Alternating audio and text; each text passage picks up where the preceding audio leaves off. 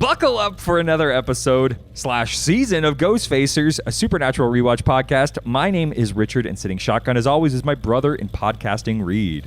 I think we're ready to get this in writing now. Oh, sorry, what are we getting in writing exactly? Like our agreement to be like podcast partners that could never leave each other and who will stay together forever and who split everything evenly. I don't know if that's necessarily Now the case. feels like the right time before we get going. What? I mean, do you do everything evenly? I mean, why would we change things now? What do you mean change things now? We're starting, right? We've been practicing for the last 3 years, and now we're going to go back, start season 1. I feel confident now.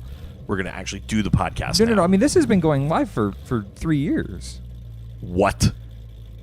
Let's get into it.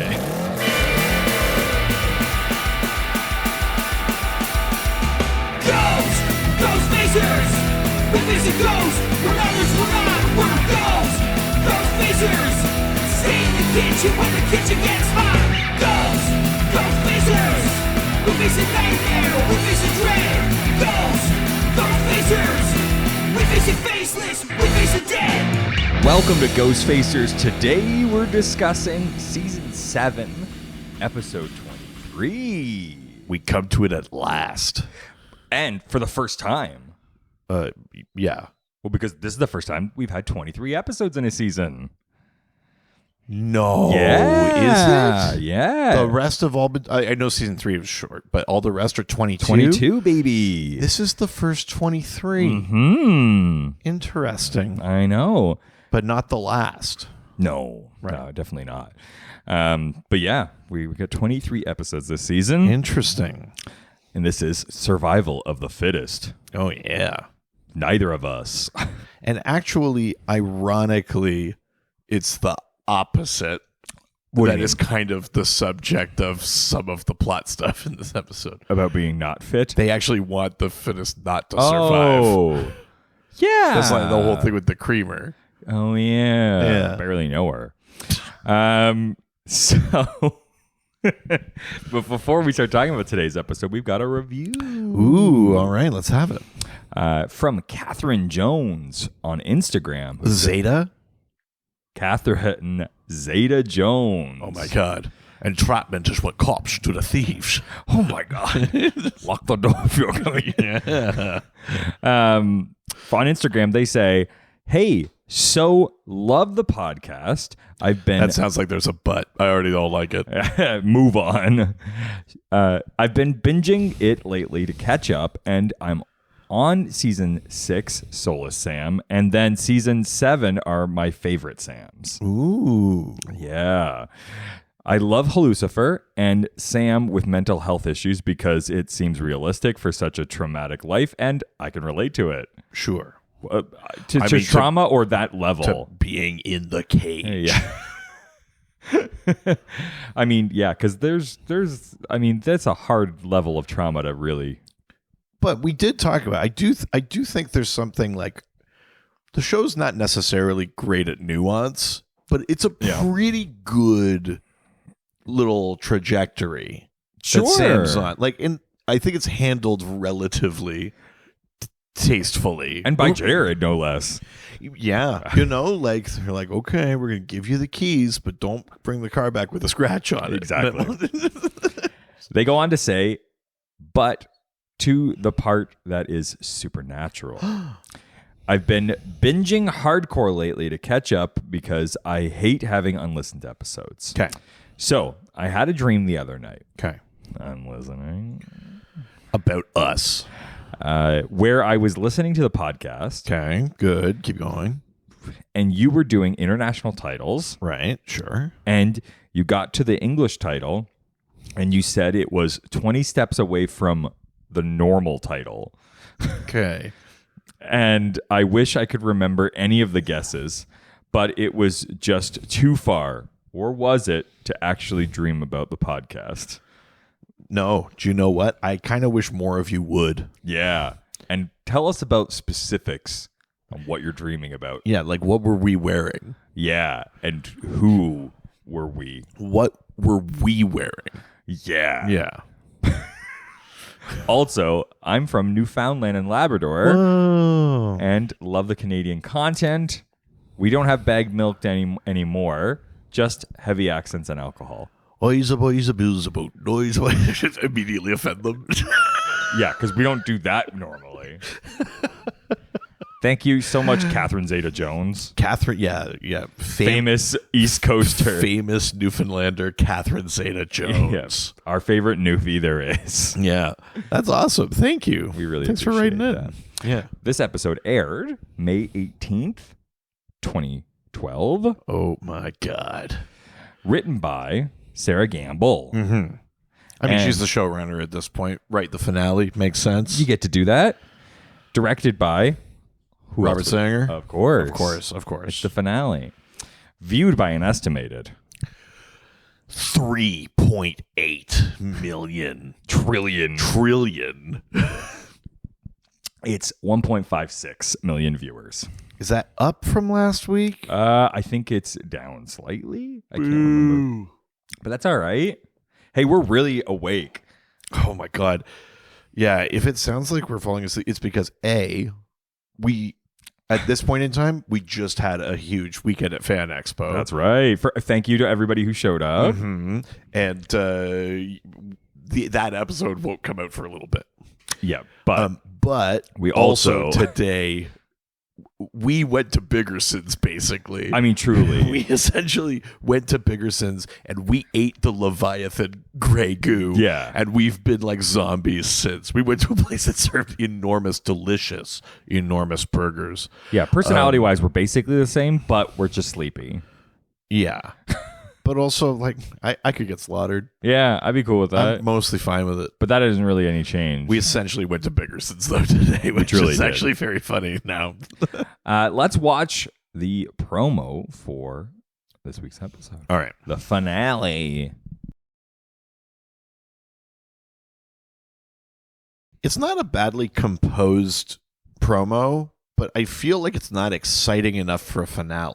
It does not feel like a finale. You know what I all. mean? Like, if that was on any other regular episode, I'd actually say it was a pretty good promo.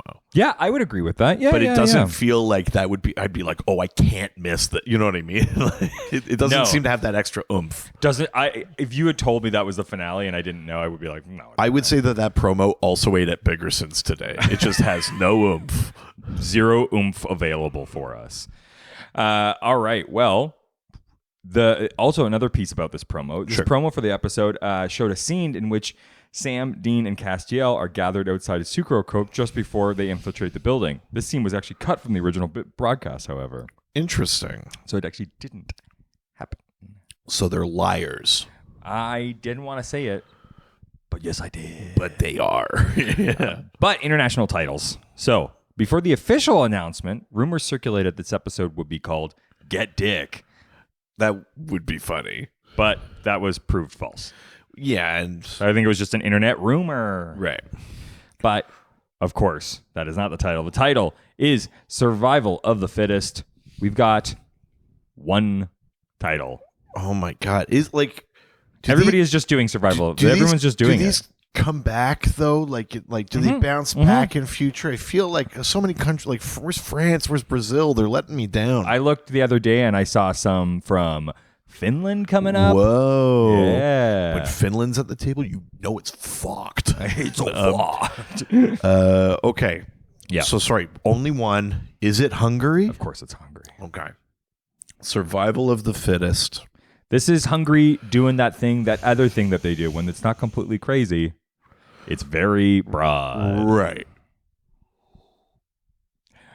I think it's called like eating humans. That would be so funny. Like the thing every monster does. That is a very Hungry title, but no. Okay. The title for this week is The Reckoning. Oh God, it's even broader. Yeah. I mean, truly, any season finale could be the reckoning. The Reckoning of this season. Yeah. The Reckoning 7. Oh my God. Season 7 finale. Do they have a title that's The Reckoning? Something The Reckoning? I think it's Mannequin, maybe? Mannequin 4 The Reckoning or something like that? Mannequin 3? Yes, they do. Yeah, You're right. Yeah. I thought so. Featured music from this episode. Oh, you know what song is gonna be in there?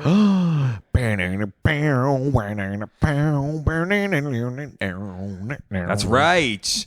It's Free Fallin' by by Tom Petty. Could you imagine the Vans? Now I'm free. Yeah, that'd be hell yeah. I fucking love that song. Yeah, So Carry On My Wayward Son, of course. this finale, obviously. like all the seasons, final seasons since season 2, feature the song Carry On My Wayward Son by Kansas. The first chorus, first verse, and second chorus of the song are usually used, with the Road So Far montage ending on the last line of the second chorus. However, this finale is the first and only finale so far to add the bridge of the song, the lyrics, carry on, you will always remember, carry on, nothing equals the splendor, now your life's no longer empty, surely heaven waits for you. It did seem longer. Yeah, As it's a we bit were of a longer watching it. one. Yeah. Which is crazy because it actually, like, I don't, like, for Supernatural, it doesn't feel like that many different things happen this season. Well, tell me if you feel crazy about this, because I felt like there was a moment watching it where I was like, great, we're all caught up, and then there was like a definite like, and here's some more clips. Yes. And I wonder if they were just like, the episode didn't end up long could enough, be. and so they just extended the song and added some more clips at the end, because it felt kind of like we had the whole of like the clip show of the season, and then there was a moment where I was like, we're already caught up, why are we still like, it felt like there was extra, and I wonder if it was just, we just need like, you know, whatever it is, like 30 seconds or whatever, just to fill it out could the totally be that. thing, Yeah. I don't actually know, but that would make a lot of sense. We also have got Vincent, Starry, Starry Night by Don McLean, who plays while Castiel sits in the car, and Born to Be Wild. the Trugs. No, it's Steppenwolf. Oh, Steppenwolf. Yeah. That's right. Hell yeah. Does Steppenwolf also do Magic Carpet Ride? Uh, I like to dream is right between my sound machine. no, that's Lex Luthor. yeah. But Steppenwolf. this TV guide describes this episode as the 7th season concludes with Sam and Dean battling Leviathan Dick Roman and trying to stop him from carrying out his evil plans. I mean, yes. Yeah, True. absolutely. It's the way you could also describe this entire season. It is interesting because, like, you know, we talked about it. Like, this season hasn't really felt like there is a ticking like, other than the fact that the Leviathans are just gaining more control and doing more bad things in a more organized way. It's never felt like, and in 3 weeks, boom, like, you know what I mean? Sure, like, other seasons have felt, you know, like we've even had a date, you know, in season 5, right? It was October, whatever that date was, or June, whatever. But in this one, it's just kind of felt like, well, things are just going to keep getting worse and they're just going to keep taking over. But then in this episode, they kind of, for the first time ever, they throw a thing out there that it's like, and this goes online in 3 weeks or whatever. And you're like, wait, what? Like, this whole season, we didn't do that. And somehow in this episode, This is the one. Now there's a clock. Yeah. Yeah, I mean, it feels like they're like, well, it is a finale. What can we make that feels time sensitive? Yeah. And I feel like maybe they got here and they were like, obviously the Leviathans have to go because they're a threat, but to make it feel like a finale, it feels like we've got to do it all now. Maybe that was the piece that was missing, even though I actually think the season's gone pretty well. Maybe they got there and they were like, yeah, but why not just wait, you know, like, well, why now? And maybe they needed that. Totally. But it's the last episode, baby. Hell yeah. But before we talk about it, why don't we open up Dad's journal and learn some of the real world lore? Yeah. Let's see what the lore says about Bones. Whoa. Jason Boreanaz? Yep. David Boreanaz. David Boreanaz. Yeah. No, I was talking about his brother. And actually, he's not she's Bones, right? On the show. Fucking shit. I wish. Easy. How dare you? That's Emily Deschanel. Also, I'm sure you have way too much information about Bones. So yeah, I could probably crush a seasons 1 to 8 Bones trivia contest. You could probably do a lore segment about Bones. Anyway, so at the Smithsonian, they I always mix up Bones with that show where the lady wakes up. Is it the same actress? Zoe Deschanel, and she got tattoos all over herself? No. So Emily Deschanel is Bones. Yeah. The one you're thinking of is the woman that plays Lady Sif in Thor. Oh, sure. And that's very similar looking. And that's Blind Spot. And she wakes up with tattoos all over So her. Emily's not a blind spot. No. That's a Bones. Easy. I'm on the edge of glory. Oh. Let's see what the Lord fairy says tale. about... That joke will be great in 11 weeks. Yeah. Let's see what the Lord says about bones. So, bones have spiritual meaning. Like bones. In witchcraft and magic, we've seen it through supernatural. A lot of spells require like chicken bones or cat bones or whatever. It's like a good soup. Yeah, baby, you got a stew going. But there's a lot of symbolism to bones, specifically in the Bible, and I'm bringing it back to that because it's supernatural. That's what we always bring it back to. Cool. Isn't that great to know that that's how the world is? Yeah. Sorry, other faiths. So, spiritual meanings of bones. There's a few if you kind of look at different themes and metaphors of how they're used. So, bones are a reminder of mortality and the fleeting nature of life. Like ultimately, they're all that's left of your physical form. When your soul transcends, goes wherever it's going, up or down, your bones are all that's left, really. They also, think about in literature in that they represent like structure, foundation. They're not only at like the foundation of you as a person, not as a soul or a being, but like as a physical being. Everything's built on your bones. Your muscles Look at you, Paris. Your muscles are attached to your bones. Your organs. The bones are your money, and the worms are their money. So are the bones. Yeah, they want another chance at life. It's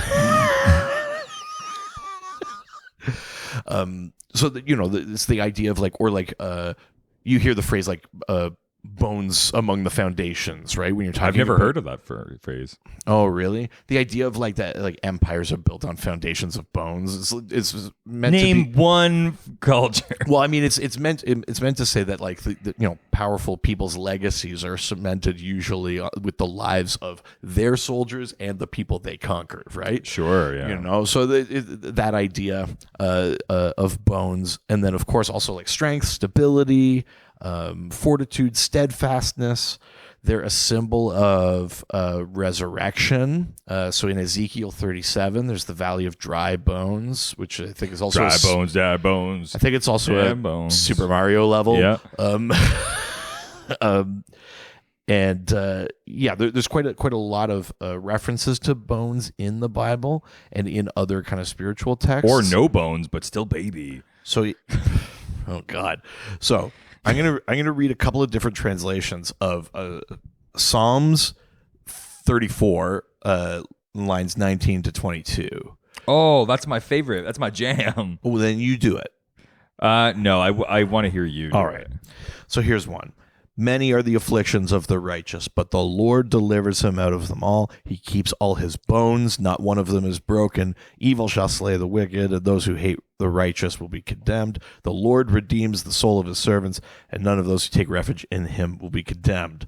And so the idea of the Lord keeping your bones is it basically, even though your soul transcends, that's the idea of something everlasting and physical and real in the world. Yeah. So if God is keeping your bones, it means you're always part of the earth. You're part of the world in some way, which is kind of interesting. It's something really primordial. So I think it's no surprise. I mean, not that all witchcraft stuff comes from the Bible, because it doesn't, but when we think of pagan witchcraft and that, what does that always relate back to? It's nature, the earth, things like that. It's not a surprise to see a similar theme come up biblically too with bones. So bones are good for magic and shit. Bones. Did you Nice. Yeah, they've never seen so much food as this. Underground, that's half as much food as this. Have you ever had like bones, like of any like animal or anything like that? Like just on its own? Yeah, like I've had bone broth and stuff. No, I mean like, have you ever like you know when have you ever dated like a spooky girl who has like actual bones and skulls and shit? Oh, I see. You know what? I might have had a little like skull or something at some point, but I don't really remember. Yeah, and I probably wasn't that interested in it. It's like a thing I had. Yeah. I never dated anyone spooky enough to have real bones. You've probably been friends with somebody. Kelly feels like the type. Yeah, I mean, if anyone I know has real bones, it's her. Kelly, yeah. Yeah. What about you? Do you know someone that like kept bones? Oh, do shark teeth count as bones? I mean, that's a part of that. Your teeth are bones. The teeth are their bones. Didn't get another chance at life. Yeah, I've definitely dated a few spooky girls in my life who have bones. Yeah, and got Jesus. I only kept the bones of the small animals I tortured as a child. But besides that, no. Oh, good Lord.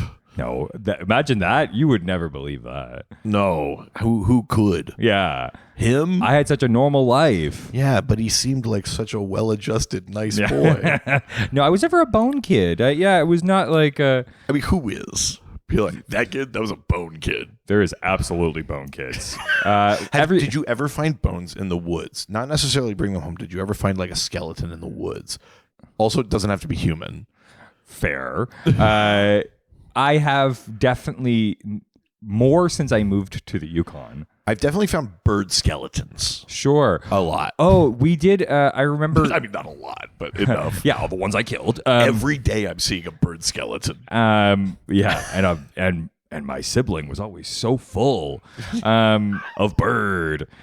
No, but we did a thing because I was in Cub Scouts and things like that. Sure. And so we would like go into the woods and like find skeletons and then like, or did you ever do the thing where like you find like the like animal poops and then pull it apart and find the bones inside of them and stuff? No, because I've always had kind of one foot out the door with Cub Scouts.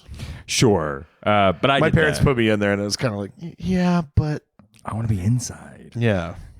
I mean, true. I think I maybe went camping once. Fair. With the Cub Scouts. Yeah, it was fun when I... Actually, do you know what? You're unlocking a memory for me. I went camping once with Cub Scouts, pissed myself, and didn't go camping again until I was 18. I was going to say, I'm like, yeah, they usually don't like it when the counselors do that, yeah. No, I was a child. I was in the Cub Scouts. I wasn't leading Which one? The Cub Scouts. But I... Good Lord.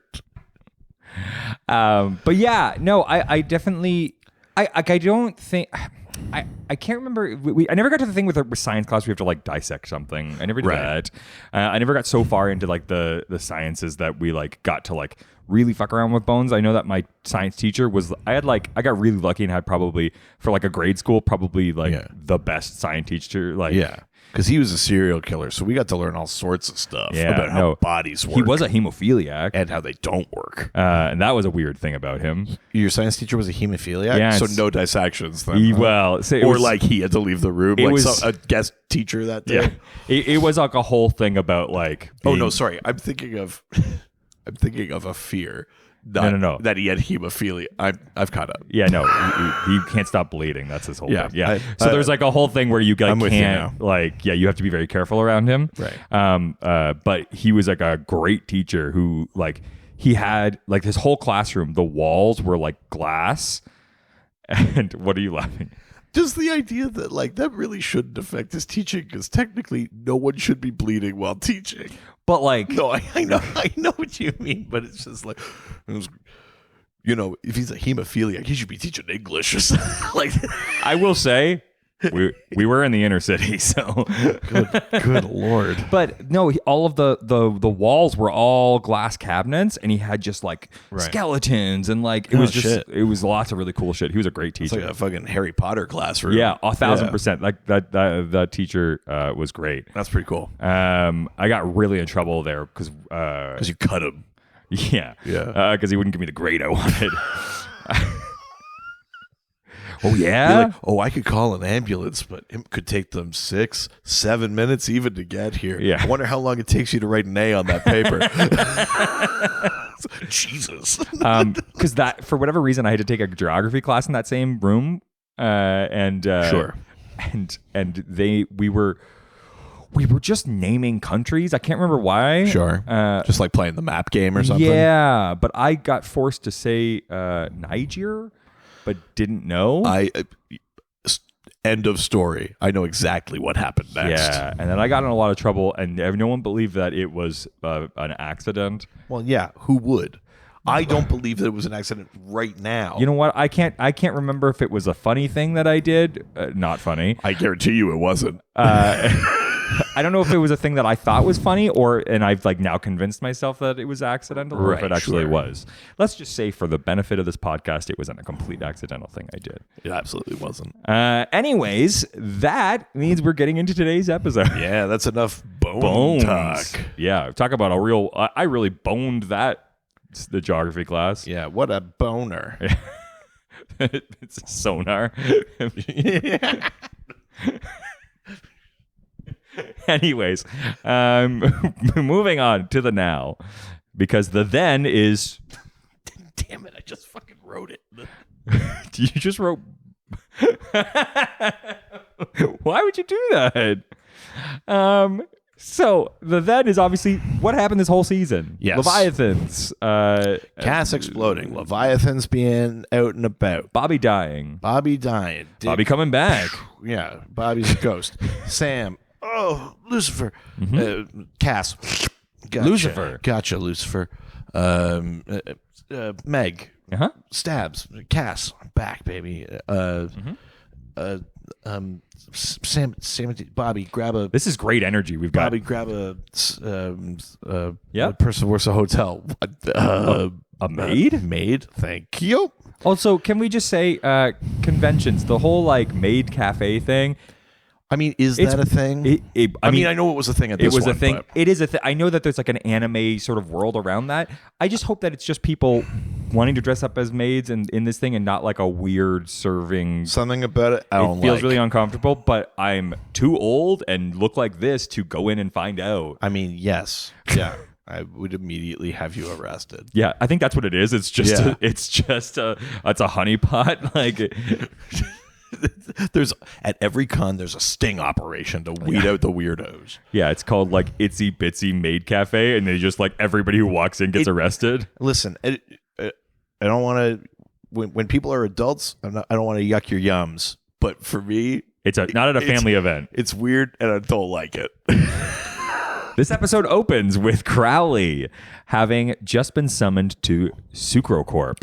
Yeah, right at the end of last episode, right? And gets Yeah. caught in a demon's trap. And I was thinking about it as we were watching the then.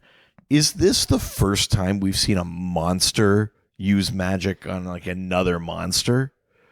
Oh, There was the witch episode that had like Charisma Carpenter and shit, but I can't remember what else they were. They were just fighting another witch, I think. Yeah. But like they were fighting each other. But is this the first time that there's been a I know the demons have helped with the like I know the broad stuff, but like a vampire versus like This vampires feels- used magic No, on a this is- demon or a Yeah. No, this feels different for sure. yeah. Dick Roman offers Crowley a deal.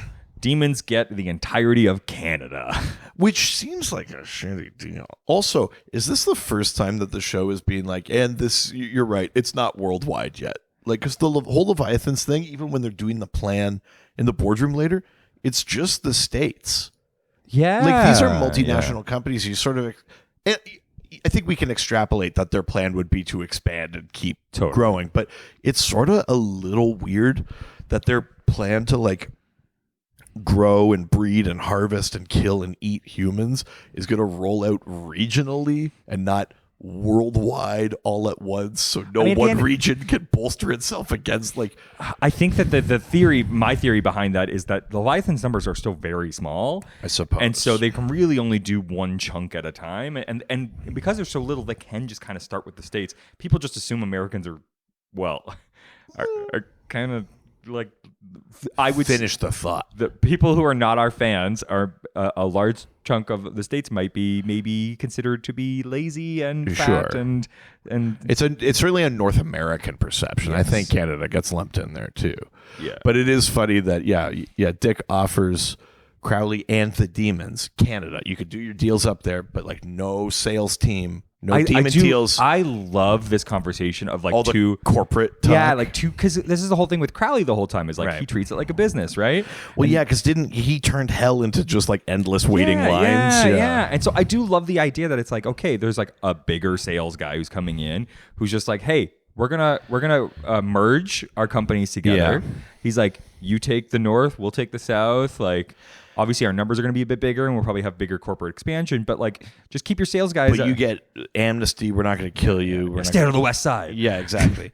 And yeah, Crowley's like, all right, sure. So I assume you want like, oh, he's like, well, what do you want in return? And Dick's like, give the boys this blood from a random demon instead of yours. That's Say it's right. yours, whatever. And then Crowley's like, so I guess you want to do more than shake on it. And Dick says, well, I don't kiss on the lips. And Crowley goes, Which also is like, and Crowley goes, you're missing out. but also that does feel like a thing that a corporate guy like that would say. Yes. It does. Yes. It feels like out of context, a thing he would still say. He also says it probably to like prostitutes and sex Oh, I don't workers. kiss on the lips. Yeah. Um, so then Crowley takes out this enormous, comically large scroll and a magnifying glass, and they're going to start going through this like quote standard waiver, There's a- line by line to deal with it. There's a line in here that I don't know if you picked up on, but it was I don't know the reference. Okay. And so Dick calls Sam and Dean Frick and Frack. I've heard it before, but I don't know what it is. Is it like an old like Hanna-Barbera cartoon or something? Weirdly enough, it's actually referring to a Swiss ice skating comedy duo who were members of the original Ice Follies Oh. in 1937. I've heard Frick and Frack used, but I never knew that's what it was. Right? So weird. So Crowley accepts. They deal with the contract. Meanwhile, the Winchesters travel to a church crypt in search of the bones of a righteous mortal. Yes, that's After- right. yeah, Because they after- have the bloods to wash said bone in. Yes. After considering several nuns, they don't choose none. They choose one. Well, they're like, this nun has a lot of like accolades, and then Dean's point is like, yeah, power corrupts. Like any nun that Yeah, had she's too much high too up. much Yeah. praise or too many promotions or whatever. It's like, Exactly. she can't be that righteous. So they find one who just seems to have kind of flown under the radar, very humble kind of 83 life. years to the order. And yeah, Sister Mary Constant. Yep. And so Not Mary once in a while. No. Not Mary up and down. No, the 1990s Ralph Fiennes movie, The Constant Mary. That's how you describe your marriage. I actually don't know if Ralph Fiennes is in The Constant Gardener. Yeah, he is. Is he? Yeah. Yeah, fuck yeah. weird Cut out the thing. bit where I question myself. Cut out the mean, bit where I second guess myself. Then we have no podcast ever. the bones are Are there money? So are there. the worms. Elsewhere, Bobby is still inhabiting the body of the maid from the Hotel Louise. Yeah, and she, like they're looking through a truck. I don't know if he's looking to break into the truck or something, but he grabs something made of iron, and it kicks him out of her body. Yeah. And there's this very disturbing scene between the two of them where she's like, "Please let me go, please," and he's probably almost going to, but then he sees a newspaper with Dick's face on it, and he goes rage ghost, and he's like, "No, I need you," and he possesses her again. So back at Rufus's cabin, the boys finalize their plans and try to summon Crowley for his blood, but to no avail. Yeah, he doesn't show. While debating whether or not Crowley maybe screwed them over, Meg comes knocking. Castiel found her hiding place and teleported her to the Winchester's hideout. And she's like, "You deal with the mopey emo boyfriend." Yeah. And so Dean tries very hard to stow his exasperation as he attempts to inquire to Castiel about his motivation for bringing Meg to the cabin. I like the little shot that's here where like Dean comes and like Cass is sitting in a car with Singing to himself. with the music. Or like this is the listening. Don McLean song. Yes. He's listening to this, and Dean leans in, and then he you could tell, he's exasperated, and he kind of like stands up and kind of puts his head back, takes a deep breath, and then leans into the car again. And the camera follows Dean the whole time, great like shot. out up to the roof and then back into the window. Such a good shot. It's a really, I mean, it's very simple, but it's a great. It's just tracking. This Dean. is Robert Singer. I mean, this is the thing about Robert Singer is that he does really simple shots, but that are like work so perfectly. He does these great movements. Because what it does is it means you're Dean for this scene. You're tracking Dean being like, okay, gonna talk to Cass. Oh my God, what do I even say to this guy? He's so fucking annoying. And then he has to go back in and be like gentle with him. And it's a fun little device, I think. So in between expressing admiration for flowers and pondering the great mysteries of why human tests on cosmetics on monkeys, Castiel lets slip out that he's been to Kevin's house, only to find it ransacked with the bodies of the angels who were meant to guard him. Yeah, because he said it was too quiet on Angel Radio. He couldn't hear them. He's trying to find the garrison's all dead.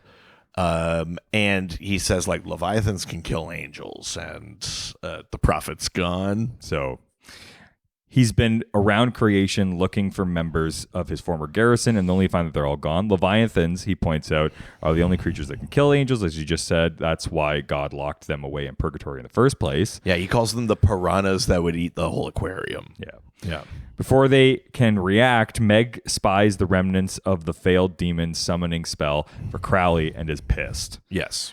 Just as she inquires what's it for, Crowley shows up with a vial of his blood. Right. Crowley is very displeased that the Winchesters are harboring both the traitor Castiel and Meg, who wants him smote. However, Crowley decides to let Meg remain with the boys as Castiel has grown fond for her. Mm-hmm. Crowley realizes that Castiel is functioning with precarious mental capabilities, including the inability or unwillingness to deal with any conflict. Yeah, and this is partly why Cass doesn't, or why Crowley doesn't just take revenge on Cass. He says something like, "What's the fun of just hitting a wet lump of fur?" Yes. He's like, when he's back to full Cass, then I'll come back after him. But right now he's whatever. So Castiel is attuned to Meg, who, even though the boys don't fully trust her, the boys want to keep Castiel close, but know he will bail if they serve up Meg. So Crowley has to play all of them if he wants to see his own plans come into fruition. Mm-hmm. Crowley then tactfully, indirectly, warns them about Dick's knowledge of their plan and his countermeasures before giving them a vial of blood and vanishing. Yes. Meg just stares in fear. Meanwhile, in Sucrocorp, Kevin's futile attempt to open the door of his room is foiled by a Leviathan in doctor's garb, Royce, bringing in a dazed-looking girl named Polly, right, who is stoned out of her mind on Sucrocorp's dangerous food additives. Yeah, I mean, this is even more, it doesn't quite happen in this scene, but it's just even more unsettling because she's like, when we've seen the other ones where it's like, just like a slobby adult or something, you kind of go like, the show is also going like, look at the choices you made or whatever. But when it's just like a young kid, you know what I mean? You go like, oh God, this is really like horrible. Yeah, what they've done, you know? Back at the cabin, Sam and Dean put together the weapon by pouring the 3 kinds of blood over the bone. And they discuss if Crowley is double crossing them. Yeah. Can we talk about how they do this? Because they got the bone in a big, also, I don't know why, it's all big fucking wooden bowls. I know. But they've got the bone in a wooden bowl. Yeah. They got the bloods that they've mixed together, the 3 bloods, in a smaller one. Yeah. They pour it onto the bone. But they pour it onto the handle part of the bone. Has a sharp end and has a handle end. And they pour it on the handle end. Oh. And like, listen, it's magic. I don't doubt that it infuses the thing with magic either way. But wouldn't you want to be double sure and put it on the end that will go into the other thing just in case? Yeah. They seem not that concerned about it. That's a very good point. It bugs the hell out of me. Well, now it bugs me even more. Yeah. That's not good. Yeah, you want the blood in the. It's magic. It probably shouldn't matter, but like if I were in their position, that would be my like. I'm going to make this foolproof. I'm going to pour it on this bit too, so that if it's not a magic thing and it's actually like a poison thing, like dead man's blood is to vampires, I want to make sure it's on the right end of the fucking bone. Yeah. That's my thinking. No, you're absolutely right. That doesn't make any sense. Yeah. Yeah, it doesn't make any sense. Castiel appears with 2 sandwiches. Yes. And I love that he has to like over explain this, because right now, like the entire food supply rather, in the States is compromised essentially. Yes.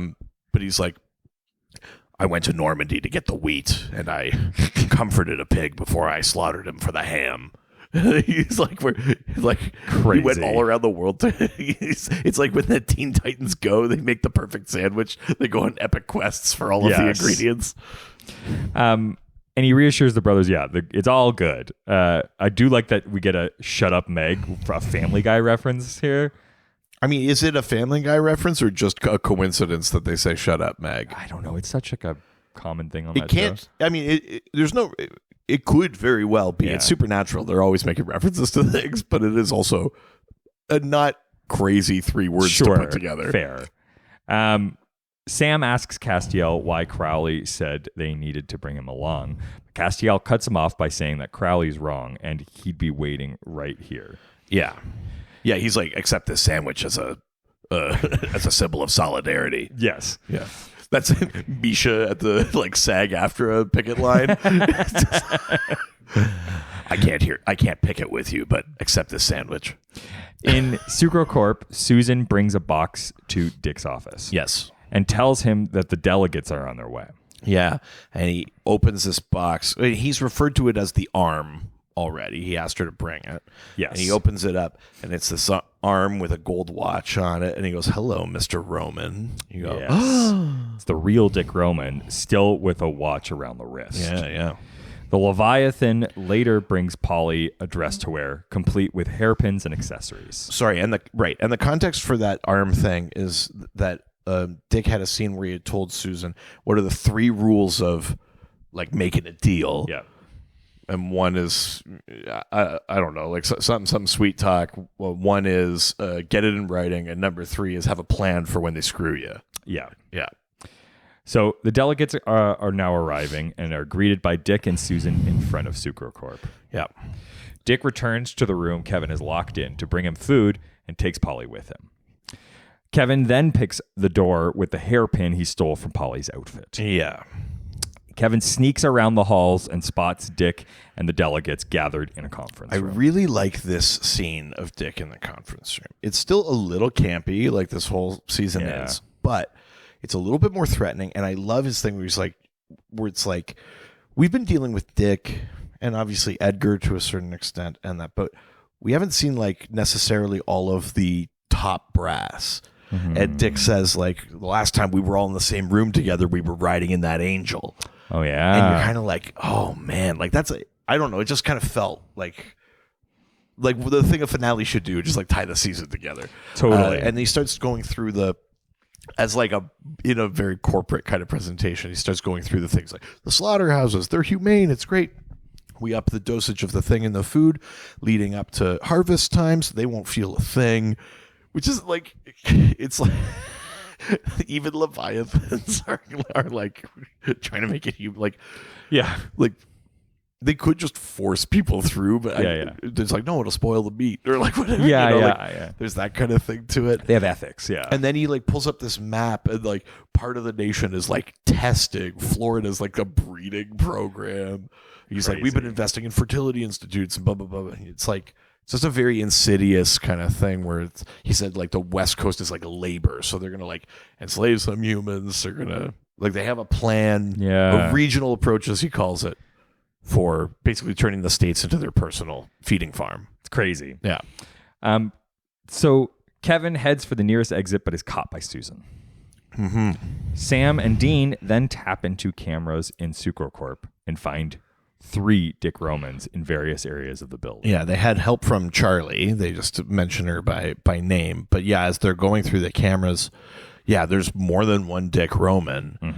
So like that's kind of fucked up, and they haven't totally figured out what that is. And then Sam like looks across the road, and he sees the maid from the motel. We get a quick like flashback of Sam bumping into her in the previous episode, or a couple episodes ago, or whatever it was. Just so that we know Sam remembers her. Totally. And Sam's like, that's Bobby. He's going to blow this whole fucking thing up. He's going to get himself killed. He's going to ruin our shot. I'm going to stop him. And so Sam runs to go do that. And the ticking clock of this scene is a sweeping security camera. But basically Bobby like fights Sam and is like, get out of my way, and starts like choking him until he gets a glimpse of like his ghost self in the reflection of the van, and escapes the woman's body. And then Sam picks her up and gets out of there before the camera sees them. Totally. In the conference room, Dick is bringing in Polly, and he introduces the additive 3.0, a dairy creamer. It's his method for breeding out undesired characteristics. Well, because, so the thing that he says about her is like, she eats like a workhorse, but look at her. She's petite. She's got, great BMI. She's small, like short, all these stuff. He's like, these are things we want to breed out. We want tall, fat, big, all that kind of stuff. But it's a creepy, where he's just like, hey, take your dress off. And she just does like, it's unsettling. But yeah, he injects her with this additive 3.0 that he, yes, like you say, he said it's being put in all these creamers, and she like immediately like foams at the mouth and then dies. And he goes, this thing only targets the stuff we want to breed out. So people with great metabolisms, with like the right like BMI, all that kind of stuff. Totally. So after the scuffle, Sam and Dean drop Louise off at the hospital. When Sam and Dean arrive back at Rufus's cabin, Castiel and Meg are waiting for them. Meg asks why they didn't go through with the plan, but Dean merely tells her to shut up again. Yes. Sam tells Meg and Castiel that Dick made more Dick copies, and they figure out that Anthony Weiner style. There you go. That's topical. Yeah. I mean, for the time period, maybe? I don't remember. And they figure out that the Leviathans must have kept a part of the real Dick Roman so that they could all touch and copy his appearance. Yeah, exactly. And it comes up in a slightly later scene where they're like, because it's Leviathans, they not only copy his appearance, they copy all his mannerisms. So there's no tells when they're looking at the cameras. There's no way to know. It just looks like which one is that. Like, they all act the same, they all move the same, they all talk the same, they all think the same. They are, like, for all sense of purposes. Yes. Like, they had it all Dick at that point. Exactly. So, Castiel gets shaky and nervous, and Dean notices. He asks if he knows anything that could help them and why Crowley insisted that he should come along. Castiel refuses, but because he believes that he will destroy everything just like he did before. Right. Dean angrily confronts him and demands that he should clean up the mess that he started. Yeah, Dean kind of tries to give him some tough love, like a boo-hoo, And Cass goes, Twister? We should play Twister, and disappears. Displaying a box of Twister that he had brought along. Well, and Meg in this moment is like, you morons, like... Well, because Cass is gone for a little bit. And Meg's like, you morons, you just sent away the only thing that could help us. All those Leviathans lived in him. He can see through the meat suits. Yeah, he knows which one's the real Dick Roman. And they're like, oh. But then, Cass shows up again with the game. And he's already started to play it by himself. And then explains to Castiel was the vessel. Yeah. Meanwhile, Castiel could look past the meat suits. Later that evening, Sam and Dean are going over what information they have on Dick when Bobby appears. Bobby tells them that that he's going vengeful, right? Wanting to just grab some poor bastard and kill his way into Sucrocorp. Yeah, and he's like, "You guys took the flask, but you should have just burned it." He's like, "I'm at the end of my rope. I thought I could outsmart the way things are." Yeah. And he has this kind of thing where he's like, listen, like, you go kill Dick, Don't do it for vengeance. Like, don't do it to like because you think it's going to scratch that itch. Because he talks about how it's like an itch. He goes, don't do it because you think it'll scratch the itch. Do it because it's the job. Because it's like the right thing to do. And then he says, and when it's your time, go. Yeah. Which is it's so sad, I know. like, and Bobby has been helpful from the afterlife, but it's so sad to see him defeated and like Yeah. lost his like sense of self. Yeah. So he decides that he needs to end it by having them torch his flask, the only thing grounding him as a ghost on Earth. And listen, the show does a very smart thing, which is every time we've seen a ghost burn up, it seems to hurt a lot. Yeah. It might be slightly different because those ghosts are already far gone. They don't want to go. And maybe if you're clawing to it feels worse. But we just get like a glow that we see on Sam and Dean. We don't even see Bobby like scream. Even in a nice way, like kind of float away or something like that. Nothing. It's good. There's no sound. You just see a glow on Sam and Dean. It's pretty well done. Castiel starts setting up his board, Uno and Mastermind, when Dean walks in. Yes. Dean and Castiel are teleported to where the Impala is stored. Yeah, baby. It's the return of Baby, which has not been seen in 16 episodes. A crime. Mm-hmm. So they talk about forgiveness, Castiel agreeing to join them, the plan, and how Dick Roman knows they're coming. Yeah. And Dean is like, first of all, Dean says to Cass something along the lines of like Cass is like, I'm not good luck. Look what happens. And Dean's like, do you think I'm fucking good luck? We got to do this. And push comes to shove. I'd rather have you on our team than not. Yeah. And then he goes, well, if he knows that we're coming, we're going to be loud about it. And it's like, I peel out and fucking Born to Be Wild is going, Baby's back. And they smash through the Sucre Corp front sign. Yeah, like wheel around and through the gate. Yeah, crash through the sign. And I think what happens here is that Cass teleports them out right before that because you see multiple heads in the car when it's rounded the corner. Yeah. But when it crashes into the sign, then just Meg gets out with a thing of borax and a machete. Sure. Which is great. And then they're inside with Cass. Yeah. Sam splits up from Dean and Castiel while they're infiltrating the building. Mm-hmm. Meg decapitates the Leviathan security guards. Dean and Cass encounter one of the Dick Romans, but Castiel says it's not the right one. Yes. Meg is thrown across the ground by two demons, and Sam finds Kevin and unties him before Kevin tells Sam that they need to blow up the laboratory containing all of the dairy creamer. Yeah, because, even if the Leviathan stuff they're planning, if that stuff gets out, it's just like Dick refers to it specifically as genocide. Oh, yeah. Maybe like one scene later. Yeah.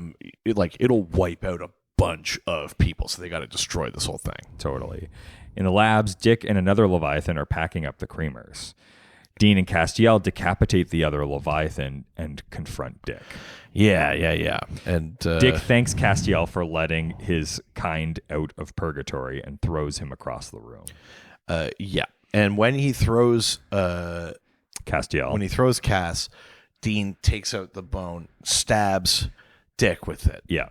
And Dick just not affected by just it. removes it and goes, did you really think that was going to stop me? And then Dean says, no, I figured we'd have to catch you off guard.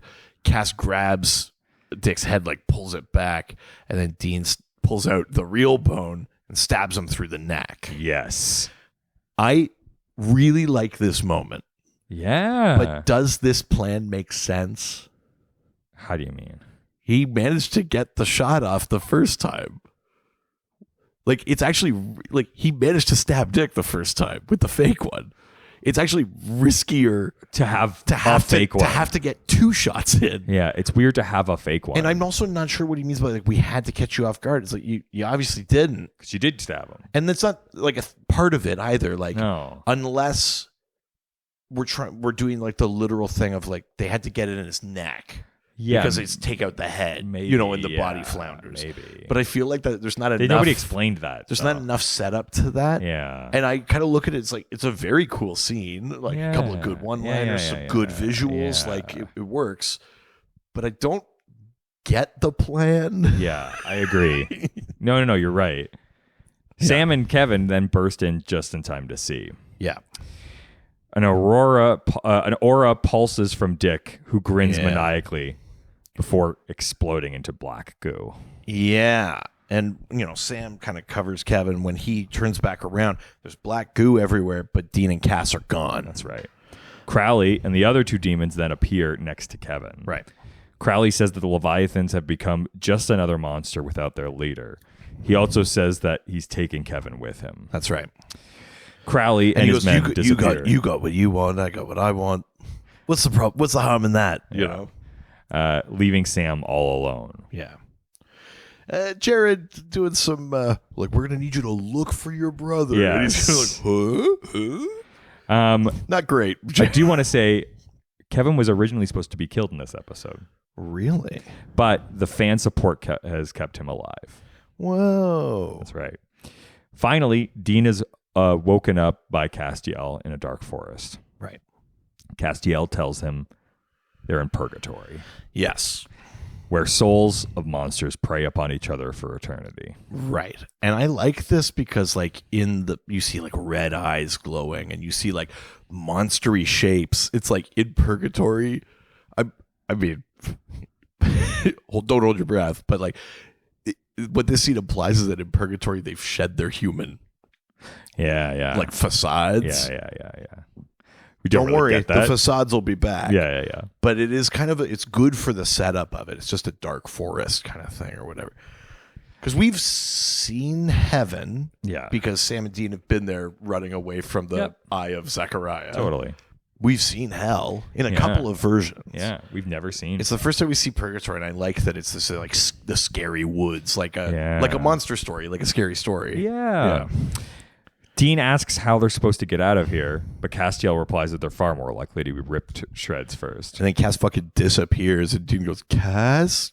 And Dean's all by himself, and the monsters are approaching. And that's it. They end on a complete cliffhanger. It's good. Yeah, absolutely. It's good. I like it. Tell me all about how you feel about the episode. Listen, in general, I think this is a very good episode. I think the character stuff's great. Dick is so good, so scene chewing, and I love all that kind of corporate stuff. It's a little campy, but I love how they play it through this season. Totally. I think we get a really heartfelt goodbye to Bobby. It's nice to see Bobby back too. It's not like the guys had to put him down. We get a moment of Bobby being like, just do this. Just do it. He hunted himself before you have to do So I like that for Bobby. I think that's good. Kevin gets a little hero moment in the way that Charlie did too. He doesn't do too much, but it's still the idea of I've got to do it myself. I like when the boys kind of inspire that in other people, even indirectly. Yeah. So that's nice. Yeah, I mean, I think the special effects look really good in this. There's a lot of decapitations. There's a few Borax things. Mm-hmm. The one with Dick, his aura thing, but also his Leviathan mouth glitches out when he gets stabbed. I think that all looks really good. Mm-hmm. Crowley's great in this. I love how Crowley's always playing both sides. He just wants to be the last guy standing. Yeah. Misha's great. Everyone's doing really good job. I'd say the person, other than Jared's fine in this, but really Dean is doing the emotional heavy lifting of this with Cass, with Bobby, stuff like that.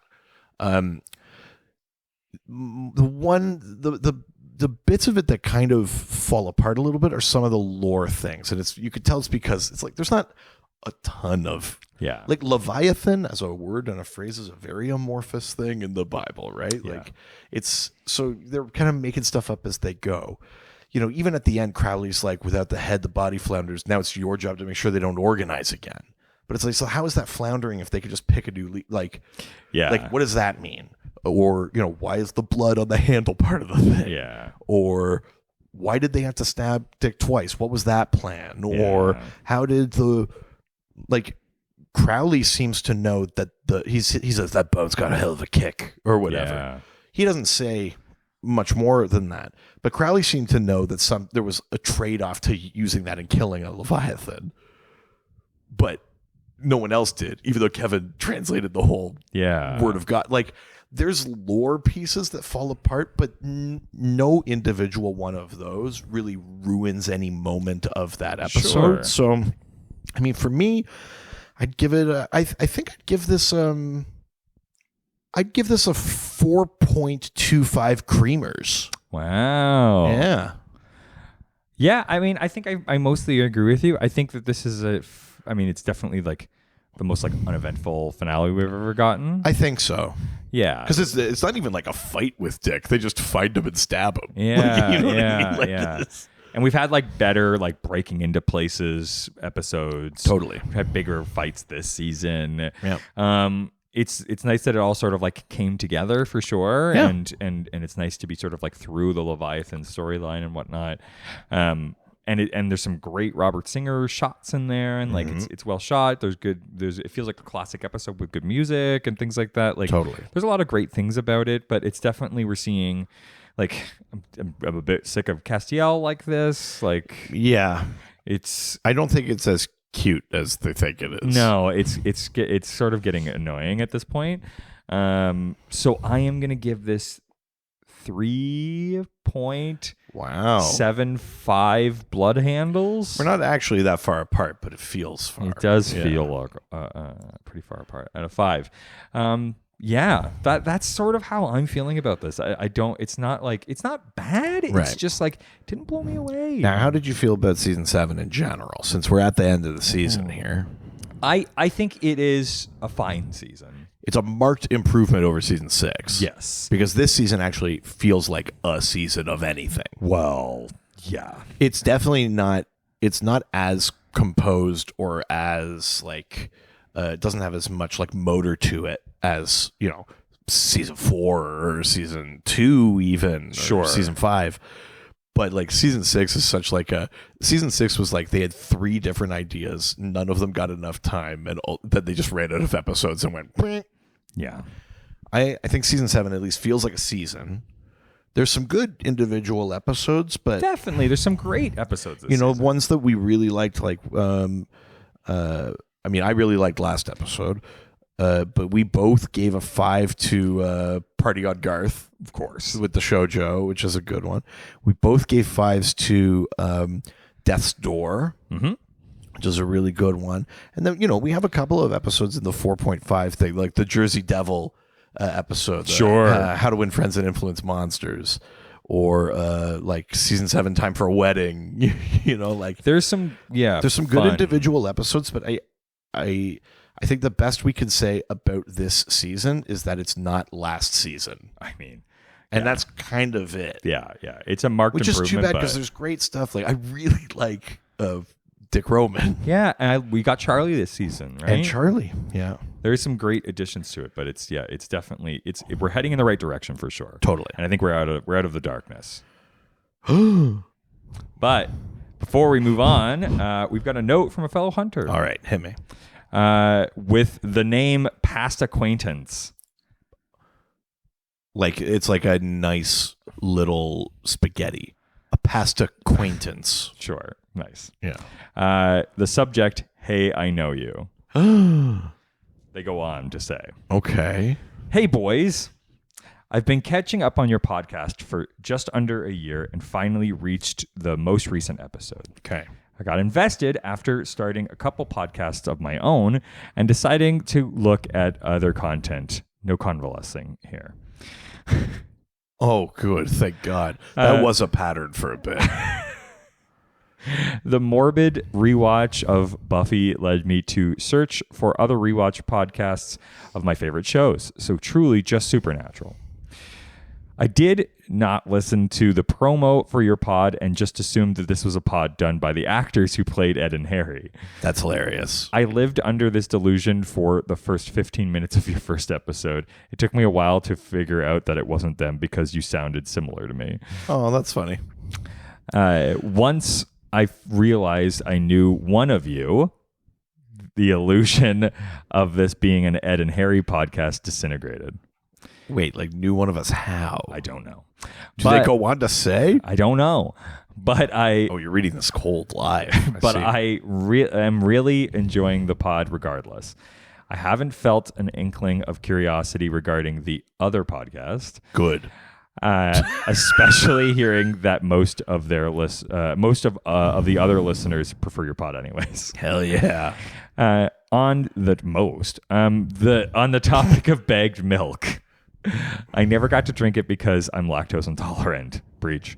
But I know many a kid who did not hit the air bubble quite right and shot milk everywhere. Oh man, it's brutal. Feels like they might know you then because I didn't get that fucking experience. That's true. I think there was an option for bagged OJ or bagged apple juice. That's somehow crazier. Maybe, yeah, because there are juice boxes. Yeah. Well, and because like milk comes in bags here, but not juice. That's also true. I also. Sorry, go on. I also can't believe no one has ever given you shit for referring to the base evolution of Ninetales as Vixen in the people Kitsune definitely episode. have. I just never fessed up on the pod. Yeah, but, it's Vulpix, you absolute peasants. Yeah, sorry. Aside from that, Reed is always right. Thank you. Boom. Oh, they definitely know me. Yeah. No. If they know you, they would speak otherwise. They know me. Thanks for all the laughs. A past acquaintance of Richard or Reed. Why the mystery? I don't know. What's the... Well, no, I guess don't say it on the air. But like, what's the email address? That's a good question. Maybe you'll know after. I don't think so. It doesn't say a name, but maybe you'll recognize the thing. But Interesting. Anyways, let's continue this talk about season 7. We're also ending on a cliffhanger. Yeah, who knows who it is? Fess up. Speaking of fessing up, Yeah, and for every episode you don't tell us who you are, we're gonna kill one of our listeners. we'll kill one listener. Yeah. So Would you like to play a game? You say you're a past acquaintance, but how well do you know our resolve? yeah. How do you feel about Frank? Let's continue this discussion about season 7 and how we're excited about season 8 Yeah. on our Patreon. Yeah, go to patreon.com/ghostfacers, and for only $1 a month, you get access to Angel Radio. That's our amazing community Discord server. People over there are so nice. Some of them came and saw us perform live. Thank you so much for everybody Some who showed lovely up. fans there, and that helps us support us. Also, if you have a note about a past or future episode, or you know us personally, if you but want to refuse drop to say, like cryptic hints about, well, I'm worried that one of these is going to be like, do you remember the time that you? no. Like, no, Oh God, yeah. I know what you did last summer. Yeah, if you Like- don't meet my demands, I'm going to release like one number from your personal phone or something. yeah. You just want to say hello to us and be kind. Why don't you send us an email at ghostfacerspodcast@gmail.com? That's right. Or reach out to us through our various social media platforms. That's right. We're Ghostfacers Pod on Facebook and Instagram. Also, if you want their bones are their money and they're also the worms. I don't think we could do that as merch because that's definitely someone else's bit. If you want your creamer, I barely know her shirt. Yeah, that was the second best bit we had, I think. Yeah, you can buy that shirt at ghostfacerspodcaststore.com. Or if you were like some of our fans at the Fan Expo, maybe you got to see both of our podcasts. Now you're a fan of both. Yeah. Because we have a whole other podcast all about DC Comics. The Dr. DC podcast. We answer listener questions about DC Comics. If you like the way we talk about lore and magic and stuff over here, you might like the way we talk about superheroes and stuff like that over there. Maybe I incorrectly profiled you, gave you a Ghostfacers business card, and now you're going, oh, I actually like DC more. Well, now's your chance. Because there was a lot of profiling going on at Fan Expo. I did a great job. There's no way I misprofiled anybody. He says every cop. Say goodbye, bitch. Jerk.